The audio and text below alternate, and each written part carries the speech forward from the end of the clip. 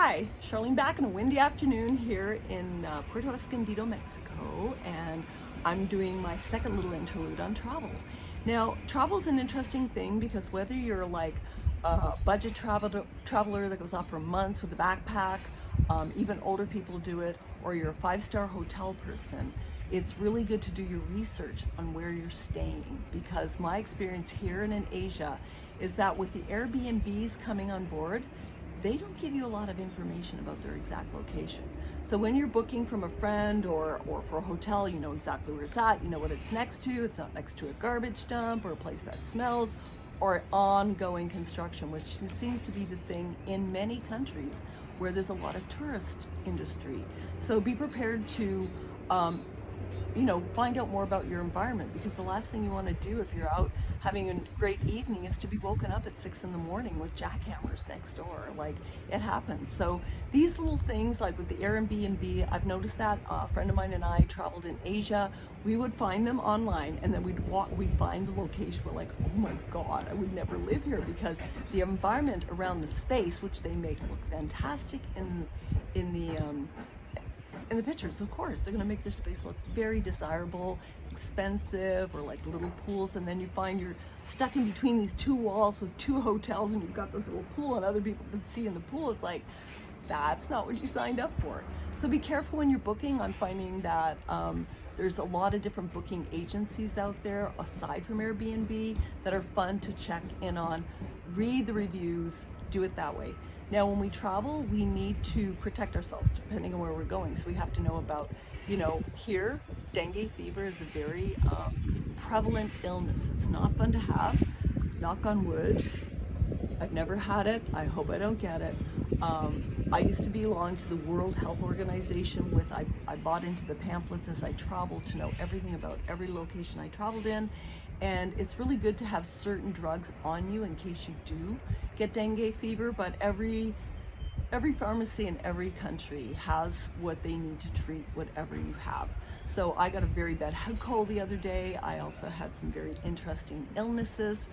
When you're not feeling well in the tropics, have somebody as a backup. Like, sometimes you need people to go get groceries for you, whether it's the host of your Airbnb or your hotel or your little pensione, whatever you're staying, wherever in the world. Make sure that you have people that can really help you put together a package plan if you get sick for 3 or 4 days, because you need to be hydrated, you need to have what you need, and you need comfort, and you need to know somebody has your backing. So it's really important. Now, when I talk about backing, this is a very powerful thing in Feng Shui. So that's why when I have a bed, you want that nice bit, you want a headboard. You just don't want your head up against a wall of any sort.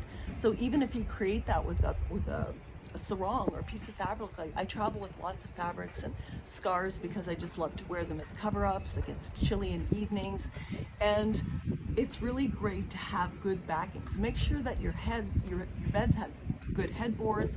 If there's not anything there, try to hang something up, because backing is about who's protecting you, who has your back if you're ill, who has your back if you lose your passport and all your money's stolen, who has your back if you get into a car accident in a foreign country. These are all things that are very important, as is insurance for all of those things. Like, do never leave the country for anything without having the proper insurance. This is you creating good backing for yourself. Very powerful concept in Feng Shui. Having your back up against a wall or up against a mountain, you don't have to worry about something coming at your back. And then having what's in front of you fully seen, like a 180-degree view as you walk outside your front door. These are all things that are related to Feng Shui, but they're also very important, especially when you're traveling. This is some of the most important things to keep in mind. Having a great view usually means you're going to have a great time. Having good backing means you're going to have, no matter what happens to you, you're taken care of. We can't ever know what can happen or not happen on a certain occasion or a certain trip, so we have to be prepared. So Feng Shui, it really pinpoints everything. Now, getting practical about Feng Shui in terms of placement in your home. Northwest is travel and helpful people. Now, whether you're using three-door system or compass school, know that right across from Northwest is fortunate blessings.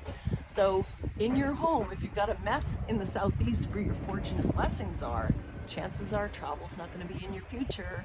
And because you're not creating the fortune and blessings, you need to make that happen. So every place in your home or even a room has a mirror to it, right? And that mirror will tell you what's going on in that issue in your life. So I just want to relate that back to travel. Helpful people travel northwest. It's also the location of the ultimate masculine principle, yang principle, heaven, which is the male or the father in the I Ching system. Father, mother, oldest, middle, and youngest son, oldest, middle, and youngest daughter.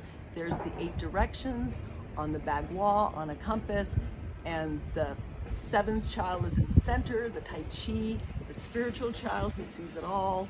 Anyway, just a little bit more Feng Shui thrown in there. Thanks for joining me. I'll be back next with the next animal, the rooster. Anyway, please leave some comments. Please subscribe. Great to see you. Ciao.